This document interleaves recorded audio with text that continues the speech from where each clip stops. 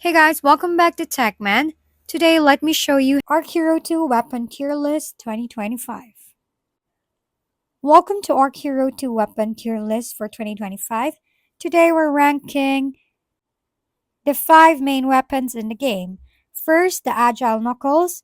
While great for PvP due to their speed, they struggle in PvE, landing them in solid B tier. Next, the Echo 1 shines in PvE with consistent range and power, earning it a strong A tier placement. Now, under the real heavy hitters, the S tier contenders, the explosive crossbow takes the top spot for its insane burst damage and range, making it a powerhouse in most game modes.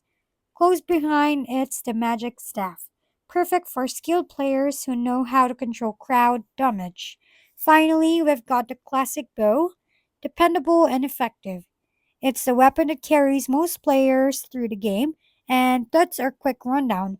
Whether you're new or experienced, this list should guide your next weapon upgrade in Arc Hero 2. If we've been helpful, kindly give us a thumbs up, and don't forget to hit the subscribe and bell button for more contents.